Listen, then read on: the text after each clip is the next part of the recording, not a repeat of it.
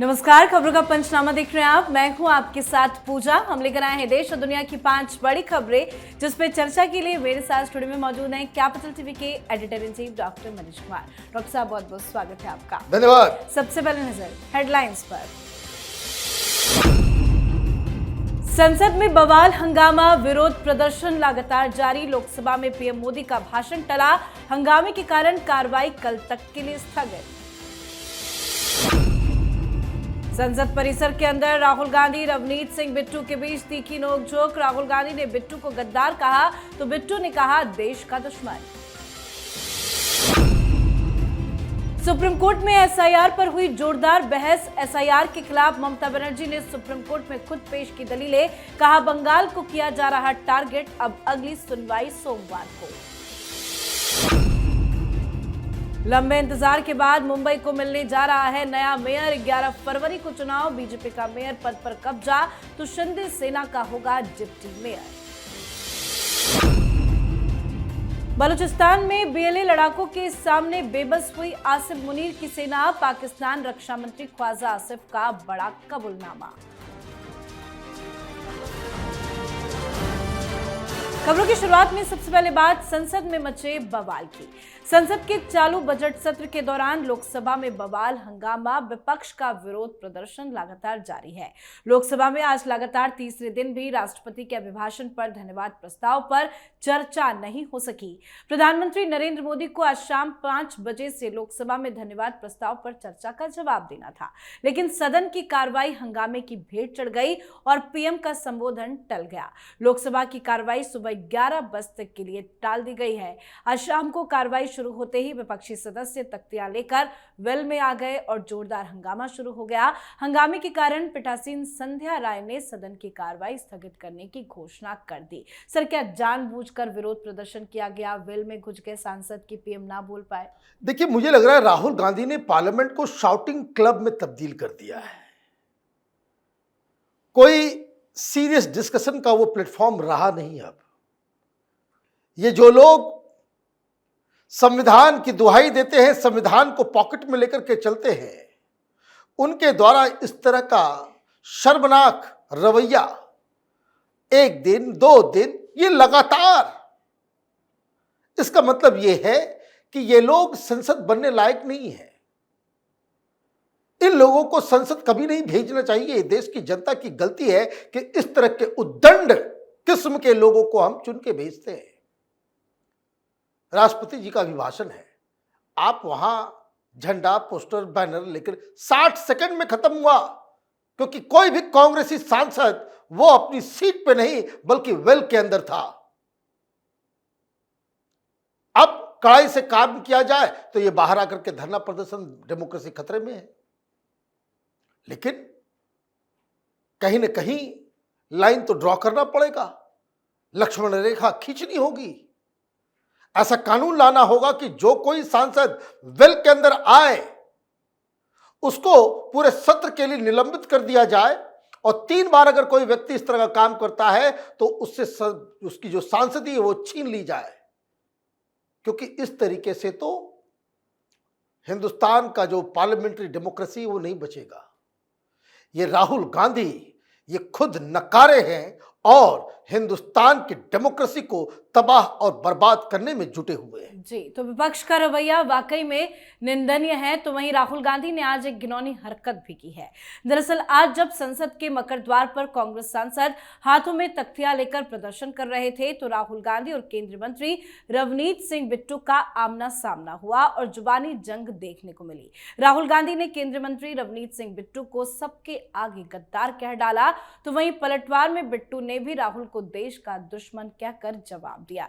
Sir, ये क्या कर दिया राहुल गांधी ने? उन्हें क्या तमीज नहीं है किससे कैसे बात करनी है? तमीज की तो बात अपनी जगह पे है, लेकिन आप देखिए कि क्या गिरावट है। जी, बिट्टू साहब पहले कांग्रेस पार्टी में थे।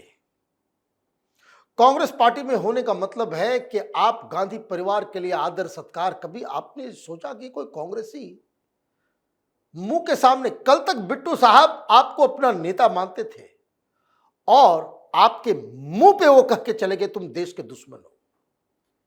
कुछ तो गड़बड़ किया होगा। ये जो घटना घटी है ये राहुल गांधी के लिए शर्मनाक है। इन्होंने जो काम किया, जो कुकृत्य किया, वो तो अपनी जगह पे, लेकिन आप ये सोचिए कि ये किस तरह का पर्सनालिटी हो गया है कि कल तक जो लोग सलाम ठोकते थे वो मुंह पे कह के जा रहे हैं कि तुम देश के दुश्मन हो। क्यों कहा? वो इसलिए कहा कि देखिए, ट्रेटर कहा, लुक ट्रेटर इज कमिंग। वो क्या कह रहे हैं? बिट्टू साहब सरदार है, सिख है, पगड़ी बांध करके आ रहे हैं, देखो ये ट्रेटर कैसा दिखता है वो देखो। आपने एक सिख व्यक्ति को ट्रेटर कहा है, और अगर इधर दिमाग में, भेजे के अंदर इस तरह की बातें आपको समझ में नहीं आती, आप थाईलैंड जाओ, आप वियतनाम जाओ, आप लंदन जाओ, पार्टी करो। Politics is not for you. आप प्रधानमंत्री बनना चाहते हो, ऐसे व्यक्ति के हाथ में आप प्रधानमंत्री का पद देगी जनता, जिसको यह फर्क पता नहीं है कि आपके एक वाक्य से क्या हो सकता है, और इसलिए धरना प्रदर्शन हो रहा है। अब देखिए कि इनको पंजाब में ये बयान कितना महंगा पड़ने वाला है। बिल्कुल, चलिए बढ़ते हैं आगे। एसआईआर पर सुप्रीम कोर्ट में आज अहम सुनवाई हुई। इस दौरान कोर्ट में पश्चिम बंगाल के मुख्यमंत्री ममता बनर्जी न केवल मौजूद रही बल्कि अपनी दलीलें भी कोर्ट के सामने रखी। सुप्रीम कोर्ट में ममता बनर्जी ने कहा कि वो न्याय के लिए अदालत आई हैं। उन्होंने आरोप लगाया कि उन्होंने चुनाव आयोग को तमाम फैक्ट्स बताए थे, लेकिन उन्हें नहीं सुना गया। इस पर सीजेआई ने साफ किया कि आपकी नई याचिका में कुछ नए मुद्दे जरूर हैं, लेकिन जो बातें आप कह रही हैं वो आपके वकील पहले ही अदालत के सामने रख चुके हैं। ममता बनर्जी ने यह भी कहा कि चुनाव से पहले पश्चिम बंगाल को टारगेट किया जा रहा है। ममता ने आरोप लगाया कि चुनाव आयोग ने इलेक्शन से ठीक पहले इतनी बड़ी प्रक्रिया को जल्दबाजी में लागू किया, जबकि ऐसा काम सामान्य तौर पर वर्षों में पूरा होता है। ममता बनर्जी ने सुप्रीम कोर्ट के सामने चुनाव आयोग को व्हाट्सएप आयोग तक कह डाला।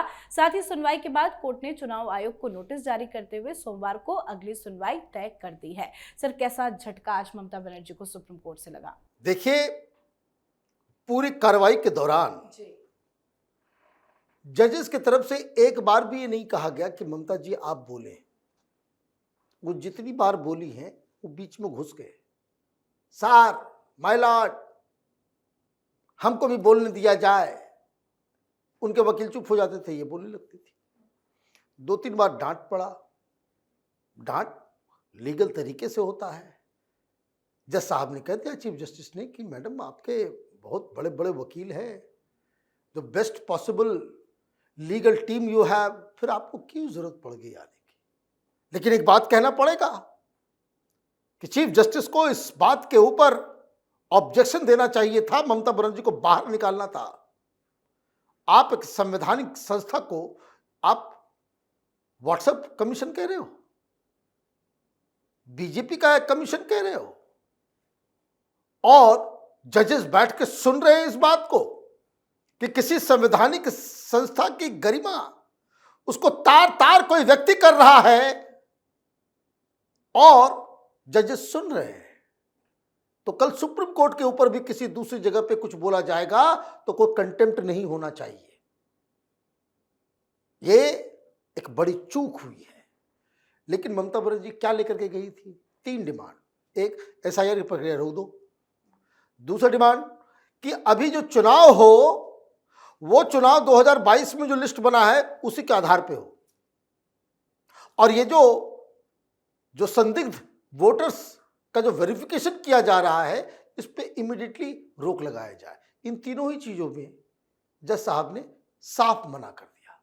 आपने जो ऑब्जेक्शंस उठाए उसको लेकर के इलेक्शन कमीशन से कहा गया भाई ये सब ऑब्जेक्शन उठ रहा है, तो इलेक्शन कमीशन ने कहा कि तो अभी उठा रहे हैं, तो हमको वक्त दीजिए, इसका जवाब देंगे जो ये बातें कह रहे हैं। तो उसके लिए सोमवार को सुनवाई होगी। ना एसआईआर की प्रक्रिया रुकेगी, ना 2022 में तैयार जो वोटर लिस्ट है उसके जरिए चुनाव किया जाएगा, और ना ही कोर्ट ने साफ कहा कि ये जो वेरिफिकेशन की प्रक्रिया चल रही है इसको हम रोक नहीं सकते हैं। जी, अब बात महाराष्ट्र की राजनीति से जुड़ी। 4 साल के लंबे इंतजार के बाद अब आखिरकार मुंबई को नया मेयर मिलने जा रहा है। मुंबई मेयर का चुनाव 11 फरवरी को होगा। मेयर के लिए 7 फरवरी को नामांकन किया जाएगा, जबकि नामांकन वापस लेने की अंतिम तिथि 11 फरवरी है और उसी दिन दोपहर 12 बजे मुंबई के मेयर के लिए चुनाव होंगे और मेयर चुन लिया जाएगा। उप महापौर का चुनाव भी उसी दिन ही होगा। मेयर पद बीजेपी के कब्जे में ही जाने की खबर है। मेयर पद के लिए राष्ट्रीय शिरवटकर, ऋतु तावड़े और शीतल गंभीर के नामों की चर्चा है और साथ ही माना जा रहा है कि सत्ता बंटवारे में शिंदे सेना के कोटे में उप महापौर के साथ साथ सुधार समिति, बेस्ट समिति का अध्यक्ष पद भी आ सकता है। सर, अब तो तारीख भी सामने आ गई, क्या बीजेपी का ही मेयर होगा? बिल्कुल बीजेपी का ही होगा। मैं शुरू से कह रहा हूं कि इसमें कोई इफ और बट की कोई गुंजाइश नहीं है। वो दरअसल थोड़ी सी ब्लैकमेलिंग शिंदे साहब जो करते हैं उससे अपनी उनकी गरिमा भी जाती है, लेकिन ये तय था कि जिसके पास इतनी ज़्यादा सीटें हैं उसका मेयर नहीं बनेगा, पिछले दरवाजे से बनेगा। तो ये बेकार की चीज़ें कुछ लोग, कुछ पत्रकार, वो बीजेपी को गालियां देने वाला जो गैंग, वो कॉन्स्पिरेसी थ्योरी, जैसे 2024 के चुनाव के बाद कि नीतीश ने दगा दे दिया, सरकार अभी गिर रही है, नायडू ने ये कर दिया, ये इस तरह की अफवाह गैंग जो है, जो खबर को नाम पे जो तमाशा करते हैं, वो लोग अपना काम कर रहे थे। लेकिन अब सब कुछ सेटल्ड है। मुंबई में बीजेपी की ही एक महिला महापौर बनेगी, मेयर बनेगी। डिप्टी महापौर जो है, डिप्टी मेयर जो है वो शिंदे साहब को दिया जाएगा। ये अब सेटल्ड फॉर्मूला है जी। अब बात आज की आखिरी खबर की। पाकिस्तान अपने सबसे बड़े और सबसे अधिक खनिज संस्थानों वाले प्रांत पर नियंत्रण खो रहा है। खुद पाकिस्तान के रक्षा मंत्री ख्वाजा आसिफ ने संसद में स्वीकार किया कि उनकी सेना बलूच लिबरेशन आर्मी के लड़ाकों के सामने पानी भरती नजर आ रही है। उन्होंने पाकिस्तानी सेना के सामने बलूचिस्तान में आ रही चुनौतियों को खुलकर स्वीकार किया। उनकी बातें आश्वासन से ज्यादा हार मानने जैसी लग रही है। नेशनल असेंबली में बोलते हुए रक्षा मंत्री ख्वाजा आसिफ ने कहा कि पाकिस्तान के लिए बलूचिस्तान पर नियंत्रण बनाए रखना बहुत मुश्किल हो रहा है। सर, क्या है पाकिस्तान की ताजा स्थिति? और ख्वाजा आसिफ जिस तरह से बयान दे रहे हैं बीएलए को लेकर, वो तो साफ साफ सरेंडर दिख रहा है। देखिए, सरेंडर नहीं है, आप ये समझिए चोर उचक्कों का देश है ये भारत से जीतेंगे? आप ये कह रहे हो कि आपकी आर्मी उस तरह के गुट से, बीएलए जैसे गुट से आप जीत नहीं सकते, भारत से लड़े कोई? भाई, किस लिए आप इतना बड़ा आर्मी पाल रखे हो? कहानी कुछ और है। आईएमएफ से पैसा आ रहा है, खरीद जो इतने भी डिफेंस परचेजेस हैं उस पर बैन लगा हुआ है। आप ऐसे तो झूठ बोलते हो कि 7-7 विमान हमने गिरा दिया, हमने राफाल गिरा दिए। पूछा जाता है ख्वाजा से कि भाई कहाँ है सबूत, तो कहता है कि भाई ये सोशल मीडिया पे है। लेकिन पार्लियामेंट के अंदर ये बात कहने का मतलब क्या है मालूम? कि हमें नए हथियार चाहिए, नए हथियार के लिए पैसे चाहिए, पैसे है नहीं। फिर उन पैसों का इस्तेमाल किया जाएगा यही पार्लियामेंट प्रोसीडिंग्स को लेकर के। फिर ये लोग खरीदारी करेंगे, और खरीदारी क्या करेंगे? वहां रेट चलता है 60% घूसखोरी। ये चोर उचक्कों का मुल्क है। ये माल खाने के लिए इस तरह की बातें कर रहा है, और माल खाने के चक्कर में इतना ज्यादा ये लोग अंधे हो गए कि उनको ये कहते भी शर्म नहीं आती कि हमने सरेंडर कर दिया। वो कह रहे कि भाई सरेंडर हमने कर दिया। तो ये पाकिस्तान में ये चल रहा है। वैसे मैं आपको बता दूं, बलूचिस्तान के अंदर जो खबरें आ रही है वो पाकिस्तान के लिए ठीक नहीं है। बताया जा रहा है कि 2-3 आर्मी पोस्ट के ऊपर बीएलए ने कब्जा कर लिया है, और पिछले 4-5 दिनों में जिस हिसाब से पाकिस्तान का अत्याचार चल रहा है, वहां करीब 150 के आसपास सिविलियंस को इन लोगों ने बमबारी से उसकी हत्या की है। खबरें अभी छन छन के आ रही हैं, लेकिन जो कुछ भी है, बलूचिस्तान की स्थिति बहुत ही खराब है। जी, बहुत बहुत धन्यवाद सर समझाने के लिए। धन्यवाद। तो खबरों का पंचनामा में आज के लिए फिलहाल इतना ही। देश विदेश की बाकी खबरों और उनके सटीक एनालिसिस के लिए देखते रहिए कैपिटल टीवी। हमें लाइक कीजिए, शेयर कीजिए और कैपिटल टीवी को सब्सक्राइब कीजिए। नमस्कार।